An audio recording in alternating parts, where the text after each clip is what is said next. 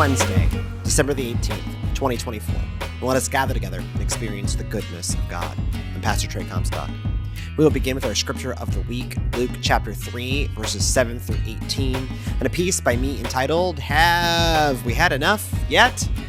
Then, Pastor Emily Larson, Pastor Scott Catchett, and I will talk scripture.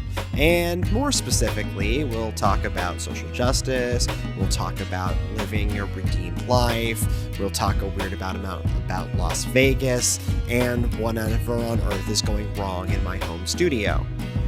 But first, a reading from Luke, chapter 3, verses 7 through 18.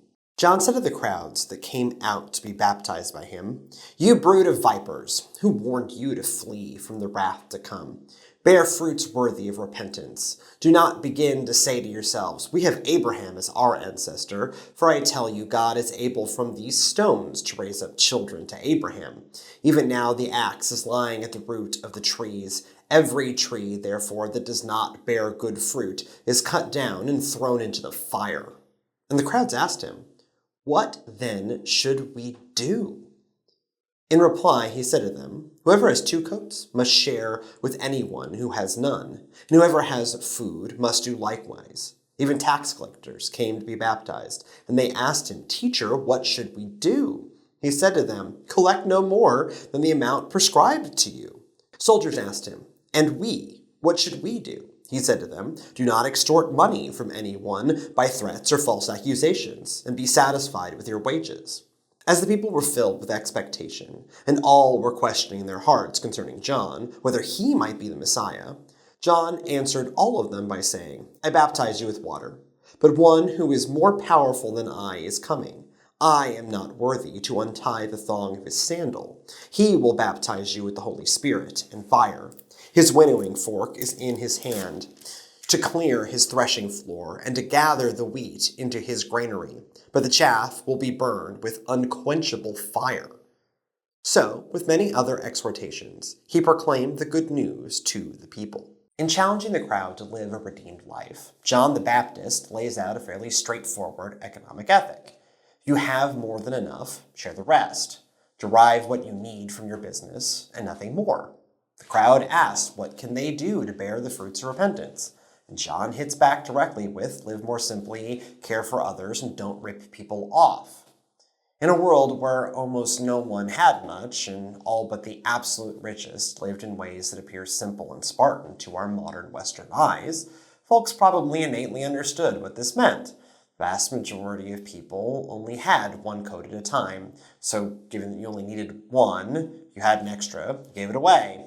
You had eaten your fill or had more than you'd need for the winter, you gave away the rest. For the ancient agrarian society that John spoke to, they could simply take the instructions. But how can we translate this into our modern consumerist age?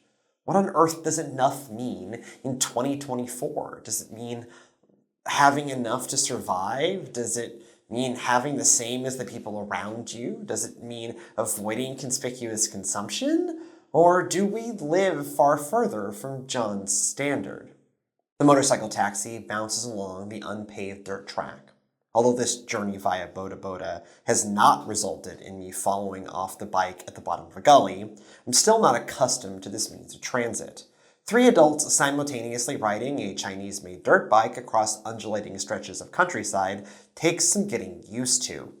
We arrived at our first stop of the day. A tiny village consisting of 8 or so huts made of mud, wood, and straw. Before we begin the actual task of testing the local children for malnutrition, I walk into one of the huts that serves as the town store/restaurant. A charcoal grill sits in the middle of the room, venting out through a gap in the ceiling. Handmade wooden shelves contain a smattering of prepackaged snacks and soft drinks, including Coca-Cola, once again proving that Coke has the best distribution system on the planet. I buy a freshly made fried egg sandwich for the equivalent of $1 and step back outside to gaze at the horizon while I eat.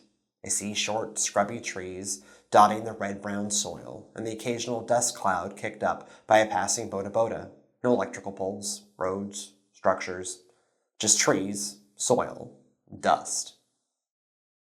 The lights of Las Vegas Boulevard illuminate the inside of the cab. We crawl down the heart of the strip, from the Las Vegas Convention Center back to our temporary home and podcasting studio at the Luxor.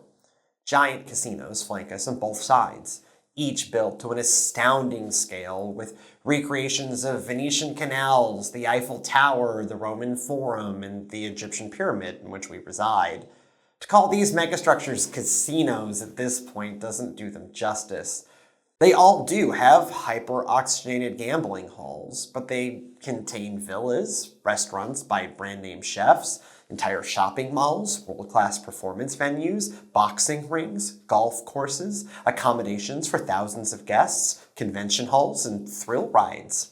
You can walk through one shopping mall with singing Roman statues, an Apple store, and multiple places to spend $10,000 on a handbag, ride an air-conditioned moving walkway to the other side of the street, and explore a shopping mall with a canal, gondoliers, an Apple store, and multiple places to spend $10,000 on a handbag. Everywhere you look is another opportunity to make more money, and around every corner is an opportunity to spend it. I haven't finished my Christmas shopping yet. Even still, my studio at home barely contains the boxes and shipping envelopes haphazardly shoved out of the sight of potentially prying children. In fact, my studio feels fit to burst with production equipment, in-process projects, smashed children's toys, Japanese action figures, a coffee table that I made from a road case, a workbench, vintage video game consoles, a 3D printer that I built into a closet, and 2 CRT televisions at the best of times. At some point, it all got out of hand. Globally, the self-storage industry makes close to $50 billion a year, and in 2019, the United States had around 48,000 self-storage facilities that constituted about 1.8 billion square feet of off-site storage for normal humans. Anytime that I have to move anything in my studio, I contemplate joining their number. Still, I gird my loins for an expedition out into the retail melee at the beginning of next week to complete my list, gather more items, and cram yet another package into the morass. The crowd asked him, "What should we do?" In reply, he said to them, "Whoever has 2 coats must share with anyone who has none, and whoever has food must do likewise." Even tax collectors came to be baptized, and they asked him, "Teacher, what should we do?" And he said to them, "Collect no more than the amount prescribed to you." Soldiers asked him, And we, what should we do?" He said to them, "Do not extort money from anyone by threats or false accusations, and be satisfied with your wages." Luke chapter 3, verses 10 through 14. Have we had enough yet? Merry Christmas.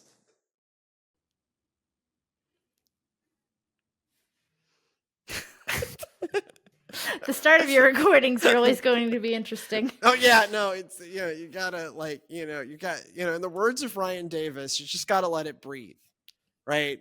The man I learned podcasting from, the late Ryan Davis, who the intro to the show is a homage to. He opened every show with "Hey everybody, it's Tuesday," and so that's why one show opens with "Hey everybody, it's Friday," and this show goes live on a Tuesday normally. Not because that makes any sense production wise, but because I can make an homage to Ryan by saying it's Tuesday. Anyways, one of his grand points about podcasting and editing and being insane is sometimes you just got to let it breathe. And when people would ask Ryan, what does that mean? He would not explain. He would merely repeat, you just got to let it breathe. Sometimes you just got to let it breathe. And so sometimes you just got to let it breathe. So you just heard in the piece, this was more of an artistic painting than it is a piece of like structured exegesis. Where's art? I only asked questions and then I answered them with word paintings, not with rhetoric. I think I made a point. I know. I mean, I certainly sought to make a point, but that Socrates meets Bob Ross. Yeah, it was a little Socrates meets Bob Ross. There you go. Hey, how do we follow this advice? So I was in Kenya, and then I was in Las Vegas, and then I just described the literal condition of my current home studio, which is actually worse than the week ago when I made that piece. We are a week closer to Christmas. I imagine the boxes just keep getting. Oh, they're now higher and higher. I'm now not bothered hiding them. I'm just not unpacking them. Right? They're just keep it hidden in the Amazon box and stack the boxes higher and higher. Yes. Like, yeah. I am still able to walk into my studio, but it's getting close. We've had lots of fires and burn piles, and we haven't used a lot of wood because we've just been burning boxes. Yeah, burning boxes. I'm going to have to load. So our recycling isn't getting picked up until January the 12th. Oh, dear. Because they're going to miss. It's only every other week anyways, thanks City of Houston. And they're going to miss a week. And so our recycling is not getting picked up for a month. And I'm going to have to run a full truck bed full of boxes down, and I'm still acquiring stuff. Right? This is so anyway, I painted these word paintings on purpose because I wanted us to think about how far I think we have gotten from anything looking like a responsible approach to what John literally states. I don't mean to be biblical literalist. I am not. But I am reading John's words do seem to invite a literal interpretation. Mm-hmm. Luke very seldom says poor in spirit. Luke tends to remind us of the literal poor. And John is talking about literal economics. He is not you can't. I am hard pressed to spiritualize this in any way, other than that your spiritual connection with God should lead you to a profoundly different form of economic relationship. Mm-hmm. Yeah. And the boxes in my studio are not a good testimony to my ability to follow that. Or all of our Amazon shopping carts right now are the same. Just our Santa Claus, the hero of the retail year, as you call him, right? This is that time of year. Like, I described that scene of Vegas. Vegas shocks me. I've traveled this world. I have been to some of the poorest places on the planet. I described one of those places. I've lived in some of the poorest places on this planet. I have visited some of the richest places on the planet. I went to Oxford University for a while, right? I have been in the halls of the British Parliament. Same weird season of my life. Las Vegas is shocking to me. It is like consumerism on steroids. Oh, just on cocaine. Yes. It is intravenously injected consumerism. And it doesn't have to be the gambling. People tend to think about the gambling. I went to Vegas and, all of my money was not blown. I don't gamble. But at the time I was there was a lot of Star Trek stuff. Yeah, that's gone. Take my money. Right. Take my money. Right. That's what was going on. They had the themed places. There was a slight, in my hotel was a UFO convention going on. Nice. I snuck in the back door of that one night incognito, and it was kind of funny to, but anyway. But yeah, there's so much to do that you tend to think of it a lot of times when you haven't been of like, what's just gambling? What is there to do? No, they cater to anything you could possibly think that you want to do. You can find there. Literally anything. Yeah. I don't know if this is still true because I haven't been to Vegas in more than 10 years now, since January of 2013 was the last time I went, and whatever. But the streets are literally paved with pornography because there's these little cards. If you've never been to Vegas, don't go. But there's these cards advertising sex workers. and they're just littering the streets. Like playing cards, like or trading cards. Yeah, trading cards of sex workers. And there was also like rolling billboards of sex workers. It was like I am not prone. Anyone who's known me long enough knows I am not prone to prudery. Nor am I easily shocked. It's why I do well in a lot of contexts. Vegas is just so shocking, unhinged. The level of excess, debauchery, excess, unrestrained. Right, yeah. But just what I didn't know about Vegas, before I went, other than the streets are paved with porn, is there's a sermon in this. The streets are paved with the streets are paved with porn. Oh my gosh! The name of this episode will not be "The Streets Are Paved with Pornography," but they are. Yeah. It was that everything's also a shopping mall, and you start to see through the matrix of right. So two things. One, for the non-gamblers, they have to get your money somehow. And two, they've got to get as much of your winnings immediately. Yes. As immediate as possible. Mm-hmm. And so you can, and Vegas is a fairly gendered place. And so I'm going to use gendered norms here. Yeah. But you can imagine the husband on a Vegas trip away from his wife, wins big at the casino, and immediately goes buys a $10,000 purse out of a sense of guilt or whatever. Right? You can, and Vegas is deliberately constructed to do that. And then the flip side, which really plays into our verse, you've got these people with so much money and all of this stuff, and then you've got those living on the street. Yeah.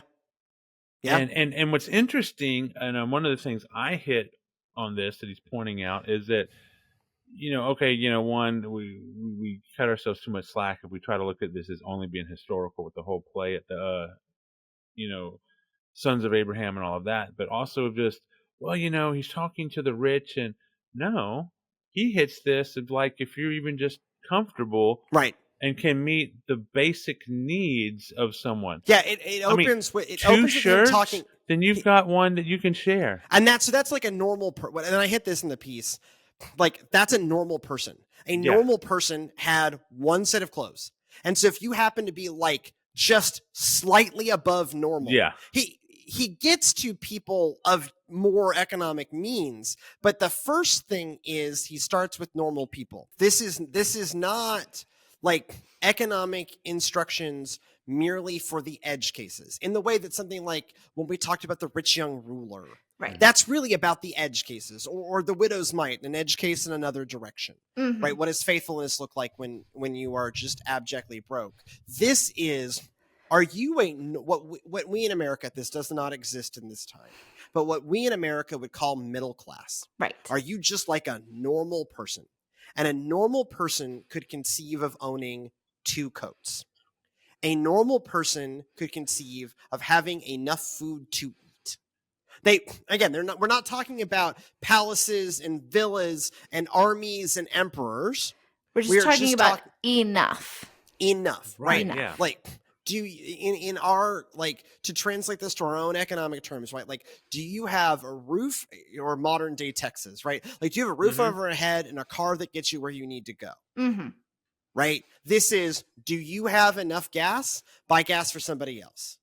Yeah. Do you have enough? The food kind of obvious, like share it. But like, this is literally like, do you have enough gas to get where you need to go?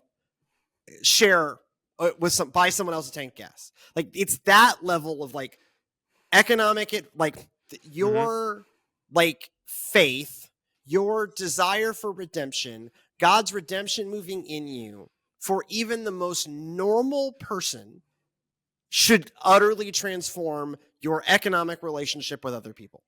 Yes. And the early church, I mean, you read the accounts in Acts of this is how they lived, Luke, right? Yeah. This is how they lived. Someone had enough, they sold their excess and gave to everyone, right? This is how they lived. This is the second part, the part of Acts chapter 2 that we skim over. Lived in one accord. where they lived in one accord and had everything in common, and no one had needs. And as there were needs, they provided for them. And this was the moment that Luke identifies as explosive growth of the church, because our desire for redemption and our economic relationship with one another melded seamlessly for this like one beautiful moment. And interesting enough, that led into a crazy story when somebody decided to lie about what they gave. This is great. Yes. Oh, yes. That's the Ananias and Sapphira, and you had someone die. And so since we paired this and we're looking at it here, he mentions the winnowing fork. And one of the things I pointed out, because he talks about the wheat and the chaff. And I know colloquial, I used to get it confused between the wheat and the tares. Two different things. Yes. The tares is that grows, it looked like the wheat. The chaff is actually the pods that it's the extra the mature wheat comes in. Yeah. And so when you're looking at this, I quoted Alexander Stolypin, I can't say his Russian last name. You're good. Yeah. He had talked about, wouldn't it be great if you could just get all the evil people, all the people that are just hoarding on to everything, put them off somewhere and just have the good people. But the reality of it is, like the wheat that's being talked about here, we all have the good and we all have the bad in us. Right. And it's not so easy. This line runs through us of what's going on. And so it's, we like to look at it and go, oh, I know I'm, those people should be doing it. No, Luke is telling us that John said to everyone, and especially Luke, Matthew kind of, in implications, he's singling out the religious leaders. Luke doesn't word it that way. This is aimed from Luke's perspective is everybody. Everyone. Which means there wasn't anyone there. And he was, shocked to point out that the IRS got saved and repented. Yeah. Even the IRS got baptized. It's not clear that the IRS did get saved. They had the opportunity. But they did have the opportunity. Yeah, but also a Roman soldier. Insert whatever political figure that you don't agree with right now also had the opportunity to be saved. Yeah. But also had the requirement to stop ripping people off, right? So don't rip them off. People with don't more, blackmail. With the opportunity to exploit people. So it starts with ordinary people. You have extra, share it. Okay? Then you move to people who have the opportunity to exploit other people. And it is deliberately, do not exploit people. If you're a tax collector, take the taxes and not the extortion that you could do on top of it, because what are they going to do? You're the tax man. Right. If you are a soldier, so this would have been a Roman soldier, right? So this is Gentiles. So this is Gentile and Gentile collaborators. A tax collector would have been a local citizen. Well, they're not citizens, largely. Local person who collaborated with the evil empire, the evil Gentile empire. A soldier would have been an external Gentile with a lot of power and a literal gladius. And so if you have all the power and a literal gladius, don't exploit people. You can. You have you and a tax collector have a tremendous opportunity to exploit people. You are not to, how do we define right relationship? It's not, don't make a living. At no point does John say, don't make a living, don't provide for your family, don't make sure you've got enough to get by. He literally tells the soldier, take just what you need. Be satisfied with your wages. Be satisfied with what you need to get by. This is not about exploiting people to become, wealthy. This is about making sure that you get by and your neighbor gets by. And so many of those places that you've seen God at work in the world where it's really, really beautiful is people who have figured out the secret of being satisfied with what they have. Yeah. Right. It's not the people who have, the mansions and the mega churches and the whatever. It's the places where we go, like Central. And we see the people who do the things is going great and settle for enough. Right. And and there is this and this kind of brings us back to Vegas. Vegas doesn't work if you think you have enough. Right. Vegas makes you get more and more and more and more and more. Vegas this is the what is it shows you the things you didn't realize you needed. Well, and also they like pump the rooms full of hyper oxygenated air so that you don't get tired as easily. You're feeling. No, it's real. Like they make it so you literally tire less, so that you consume more, so that you will continue to gamble. They make the gambling shockingly easy, right? Right. I was there covering a tech conference. I was not there to gamble. I've never had the money such that one could, but like at all hours of the day and night, when we were leaving in the morning and we were coming back late in the evening to record in our hotel room, there would be people like just on the slot machine, like all the time. And the casino floors never close. And there's always a place where you can spend hella money on something. Like right. Like Vegas doesn't, if you think you have enough, which is what John is advertising here, is that when once you have enough to get by, you're good. Care for others, right? Yes. Put on your own mask first, right? This is good airplane logic, right? Like John is not saying go coatless. You need a coat. Right. It's okay. You need a coat. But if you've got the extra coat. But if you've got the extra coat, right? It's okay for the soldier to get paid. It's okay to make your wage to get by, but the goal in God's kingdom is everybody getting by, yes, and not wealth accumulation. It is to learning that spiritual lesson of enough, of I have enough and it's okay.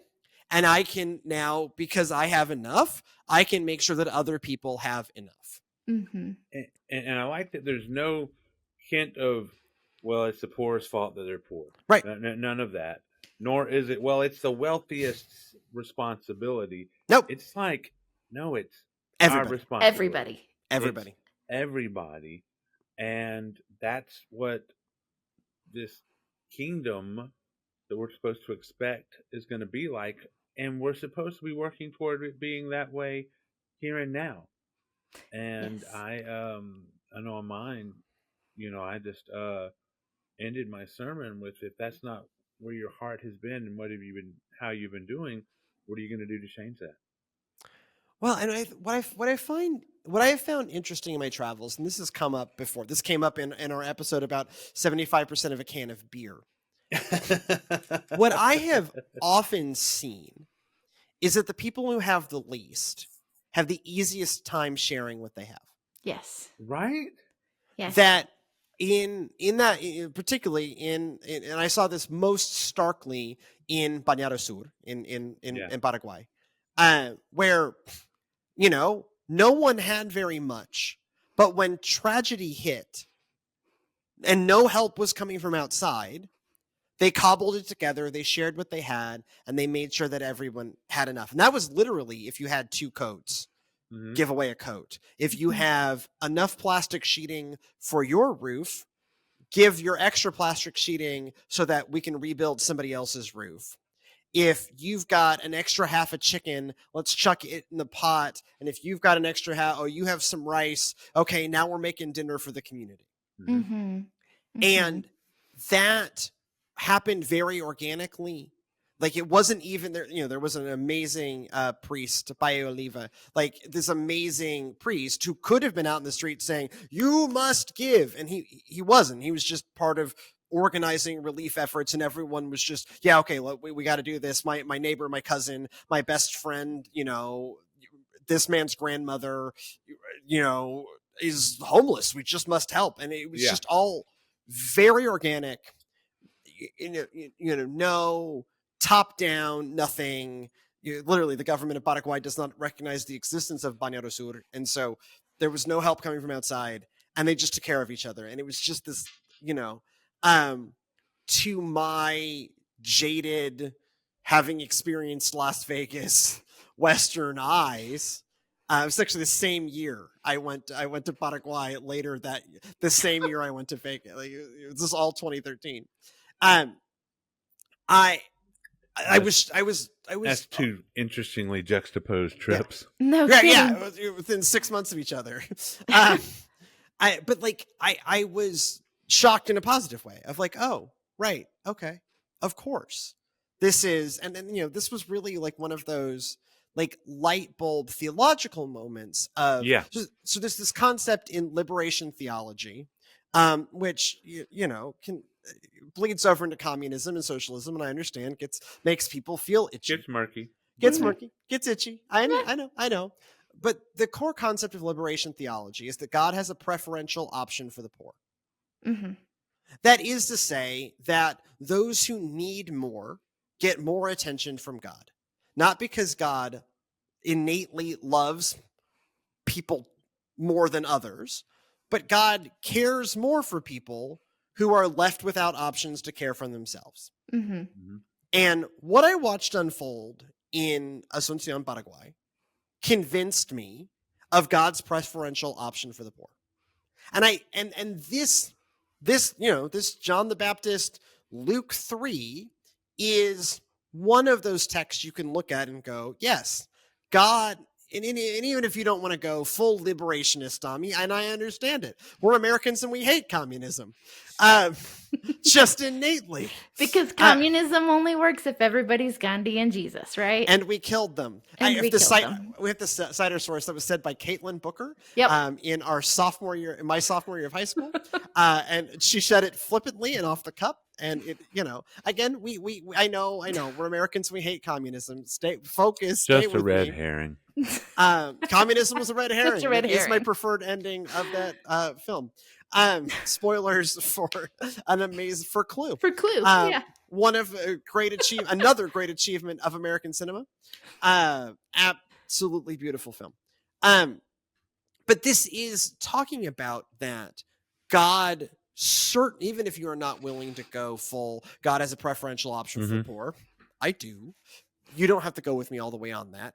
There's no denying. I opened this with I am not known for my adherence to biblical literalism, but I really think John means this literally, and so you've got to deeply. You're probably listening to this as if I run the data on this podcast, a reasonably comfortable middle-class American, neither extremely wealthy nor abjectly poor. And you can really fall into, well, I don't have anything more than anybody else around me, and so I'm probably fine. And I would say, yeah, but John also talks to people who don't have very much more than the people around them and has some very stark advice for them. And are you following that advice for normal people? Because I'm not. Yeah. And he is, though I pointed out he wasn't addressing it just to, but let's not back away from the fact he is talking to the religious leaders that were present. Yep. Yes. And, and calling them a brood of vipers. It's my favorite part. Yes. I love how he starts it off with, it's not a liturgical formula that you normally see pastors use. Welcome. And I actually had a little slide that had John the Baptist that said, "Happy Advent, you brood of vipers." I mean, yeah. And but unfortunately, two stories I've thought about, and all. And one time was me personally having to move in a crazy situation and all of that, and reached out to everyone I knew for the help. And the only individuals that showed up to help me were my non-churched friends. Yeah. I remember when all three of us, I can do this diplomatically, watch. When all three of us were living in the same town together. Yep. And there was a mayor who was not viewed popular by a lot of people. She wasn't a normal church goer. Mm-hmm. And she was my neighbor down the road. I didn't see a lot of others, but people were stuck out. There was this huge frost storm and people without electricity and all that. She made meals out of her own house and offered if people could come by, or if she needed it delivered, she'd find a way to get it to them. Yeah. And put that out on social media. It wasn't like, just to my friend. This was everyone. General and fed as many people as she personally could. Yes. While a lot of churches did nothing. Now, obviously, I'm a pastor. I mean, but we should realize that when dealing with the poor and all of that, it's just not the government to have a program to handle that. Right. That never should have been needed. And this is a ball that we as a church dropped every day as a bleeping organization, but the only reason the organization is dropping it is because we as individuals are liking our Vegas mentality. Right. Or we expect someone else to do it. Right. Someone else has more. So let that someone else who has more do it. And I'll just keep my enough right here and I'll keep accumulating until I have as much as that person above me. We do a lot of the comparison game of, well, yeah, okay, I've got enough, but I don't have as much as so-and-so. So that person up there can take care of it. And, you know. But that's the kind of genius of what John does here. Right. Mm-hmm. He does not start with the tax collectors. No. Right. Who do need to be spoken to. Right. Mm-hmm. They're robbing people blind. We should be talking to soldiers who could become wealthy by exploiting the people they're theoretically there to protect, right? That's real bad. He opens with the ordinary people. That he puts it on everybody. I can get off on it and get off on an entire tangent on churches in this city and their access to wealth and what they've done with it. Particularly during the worst natural disaster this city had experienced in 120 years. Yes. Someone. So Mike Cosper, our favorite Christian podcaster, is doing a new series about the Satanic Panic. That's going to be launching. He's the one who did Rise and Fall of Mars Hill with Christianity Today. If you've checked your Rise and Fall of Mars Hill feed, which I do often, just waiting for more Mike Cosper in my life. He's doing a new one on Satanic Panic. Hey, Mike, I got a podcast idea for you. Google Lakewood Church, Hurricane Harvey, response. Right. Just Google. That's it. Yeah. Just Google that. Just Google Hurricane Harvey, Lakewood Church probably first, hurricane. Even the AI summary will probably lie to you, but maybe also explain to you what happened. Right. And like, look, it's easy to pick on the smiley man up the road. I do it a lot. I see his face often. A lot. Yeah. It drives me crazy. And the flip side is that so often those of us in a comfortable thing like, but I'm not doing what he's doing. Right. That's what I mean. And it gets flipped the other way. And it's like, no, but are we doing what we're called to do? Mm-hmm. Right. This is kind of the genius of Mike Cosper as a Christian storyteller. That if you listen to Rise and Fall of Mars Hill, and it's really easy to just fall into like, yeah, that dude was terrible. But then actually, you kind of makes you think like, yeah, but am I buying into the underlying logic that fed him, which was, by the way, the logic of bigness? Like the grand sin of Mars Hill is their love of size, their love of bigness, their love of being giant, and getting off on being giant. Right. And that's the same logic at work here of a reminder of for all of us, right? Like this is why I did not land this with I thought about landing this with like a scene in a Goodwill outlet store. Have any of y'all ever been to a Goodwill outlet store? We've taken youth Goodwill outlet stores.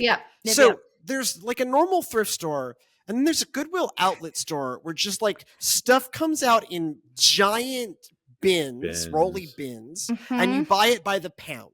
Yep. You buy it by weight.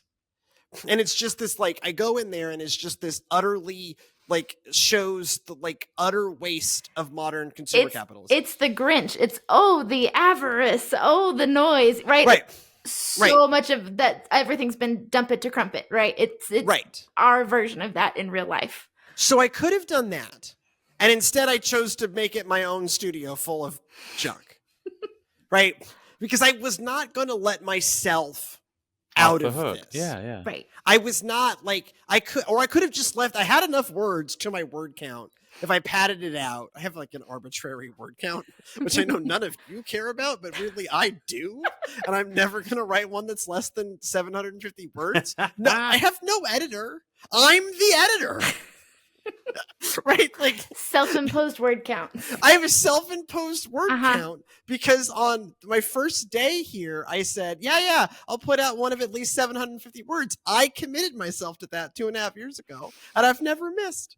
There you go. But I could have had enough words if I padded it out to just end at Vegas and just contrasted Kenya and Vegas. Yeah. And that would have made my point maybe, or made a point anyways. And we all would have gone, well, I'm not going to Vegas this year, nor ever. Right. They're not talking to me, right? They mean somebody else, right? So instead I housed it in my studio so that like I couldn't escape. Because when I was in Vegas, I did not participate in the excesses of Vegas. They don't, that's not the thing that speaks to me. But Lord knows I have a life full of junk. Yeah. So it makes us all wonder what is enough, right? Like you use the word enough. What is enough, right? What is enough? I often think fondly upon the time when my home was a school bus. Yep. Particularly when I'm cleaning my present home, when I'm going, this is way too much stuff. Why do we have so much crap? Let's get rid of all of this crap. Like I just want to purge everything because I have so much crap to take care of. I used to live out of a backpack. I used to live out of a backpack. I was just fantasizing before we went live. I was fantasizing about getting my backpack. Pull the backpack down. It was like having the samurai clothing scene from Mulan, but for my missionary gear, which is all still like in perfect working order on a shelf in my closet, contributing to my junk problem. The junk piles that we all have. I was fantasizing about that moved. Life. Yeah. Oh my God. Well, I'm about to. I'm going to be moving. And I realize we haven't talked about this at all on this show, but I am moving next month. Right. So interesting thing about the move, though, you two know I always have a unique way of bumping into individuals that need help of various ways. But that was me running into them and stuff and all that. Now, and the bus, I was thinking about your bus and when you were out in the parking lot, so you'll understand this. Now that I live on the church property, it knocks on my door. Yes. The opportunities literally in crazy situations literally knock on my door. Are you the pastor? Yes. I do want to give some context just because not everyone listening to the show has known us for a million years. Unfortunately for our listeners, we have known each other for many years. For so many years, yeah. So when early in Emily and I's association, she and her husband, Tim, moved onto the church property in a school bus converted into an RV. Yep. And lived it was a tiny on home. The church's. The church had a tennis court, but not like that. It was just extra parking. We bought a disused country club. It was not. So it was like an extra weird parking space that nobody used, hidden behind a bunch of trees, you know. And like their previous housing had like not worked out. And so they moved onto church property. In the blue bus. And the blue bus. And so like, you know, that's where Emily was, not that many years ago when we met. I was a missionary and a pilgrim for many years. And so there would be long stretches of my life where I would live out of a backpack and a messenger bag. Yep. And, there was, months at a time where I would live not even owning a pillow. In Kenya, I bathed using a water basin and a teacup that I filched from the kitchen. Right? Like it was that, like, I too fantasize about this. I'm about to put my house,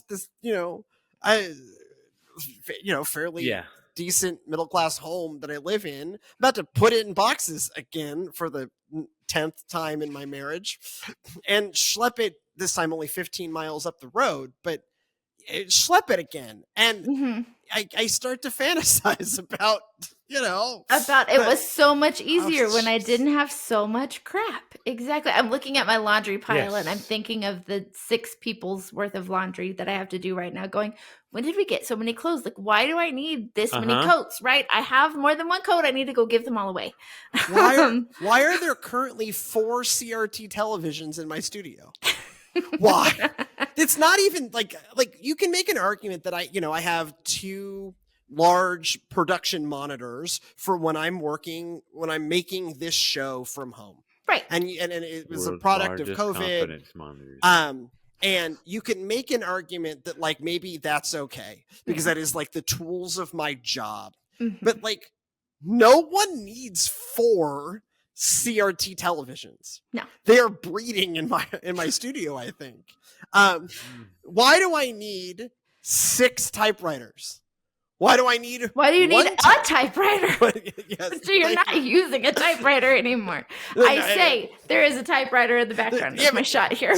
Okay, we used it as a prop in a production that was needed. The one of them, okay? So I'm trying to throw him a bone here. So the collective noun for typewriters, I've decided, is an inconvenience of typewriters. Yep. I have an inconvenience of typewriters. One of my typewriters weighs 70 pounds. It's the one that'll do 11 by 17. It's amazing. It's an amazing object. Why do I have it?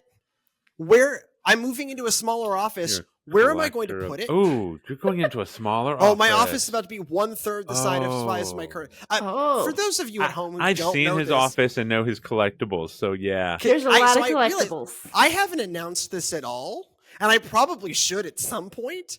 I'm changing churches in less than a month. Mm-hmm. So that's why we're talking about like moving things. Is I'm changing jobs again. This show isn't going anywhere. No.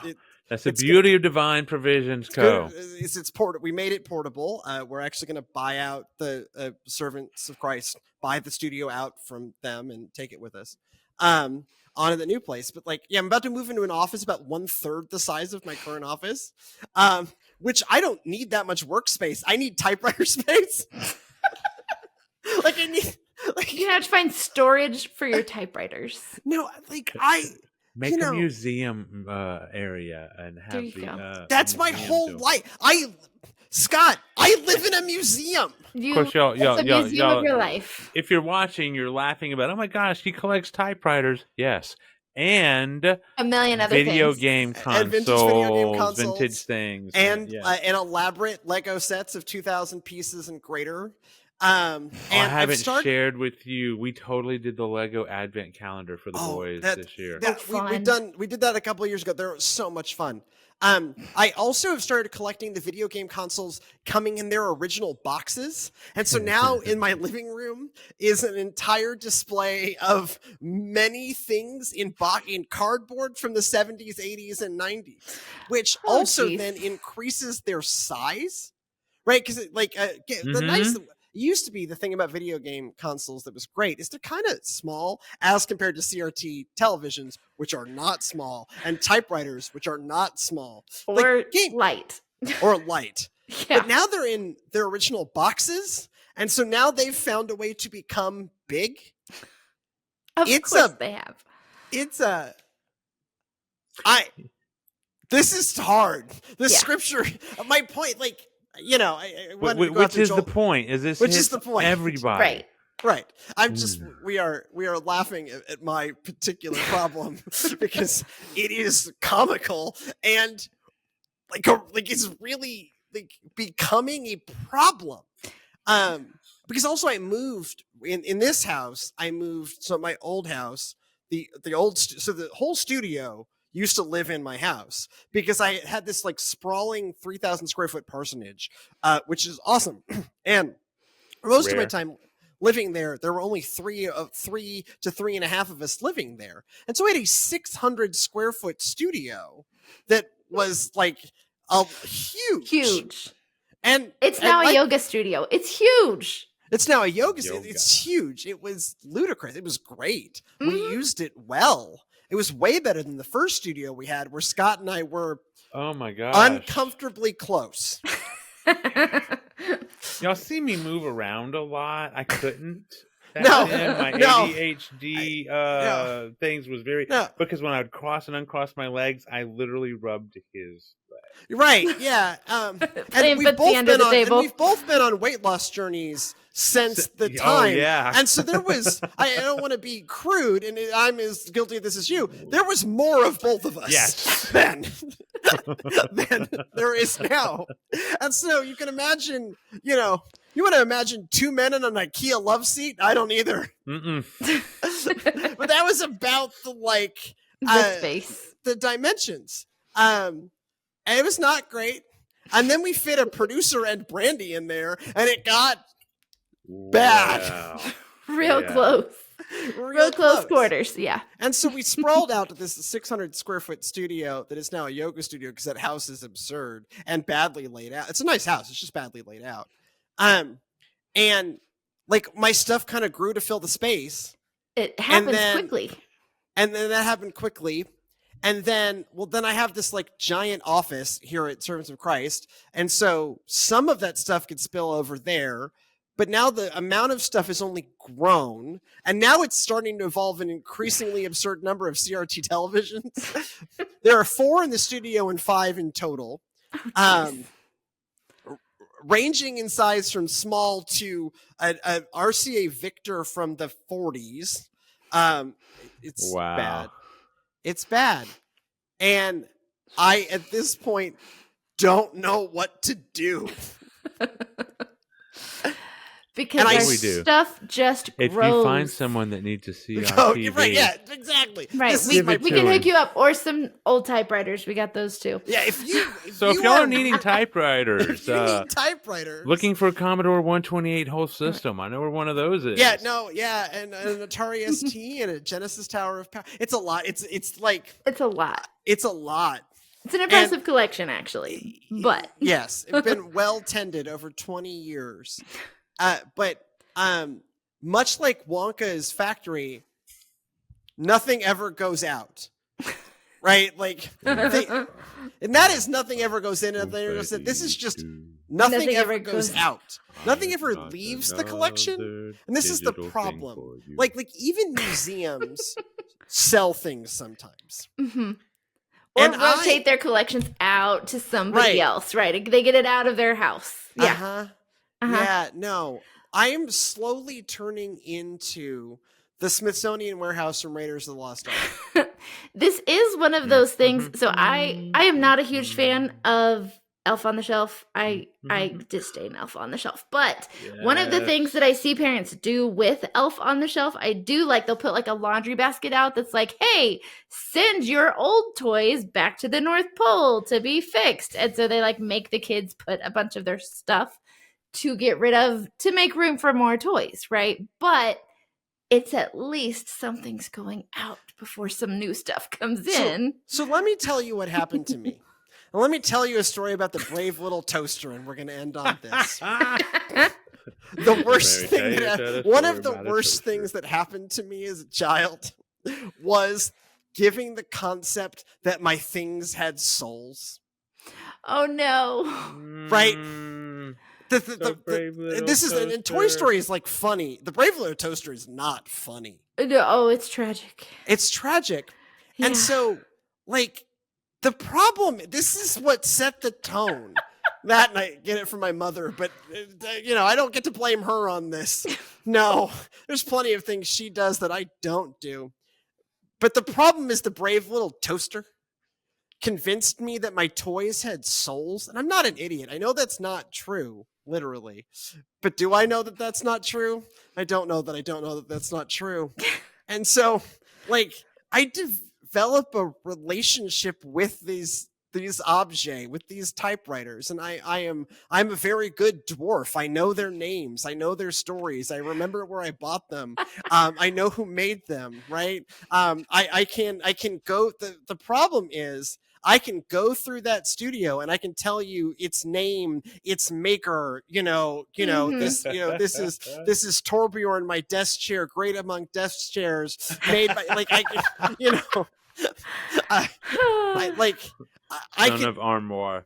Son of Armoire. This is, This is this of course is the Japanese Famicom, which is the Japanese version of the United States, the US version was the Nintendo Entertainment System. I bought it at the Vintage Game Fest in Austin, Texas, in 2015 to celebrate getting the job at Lexington United Methodist Church. This is my Batmobile. I bought myself this very large light up $100 Batmobile.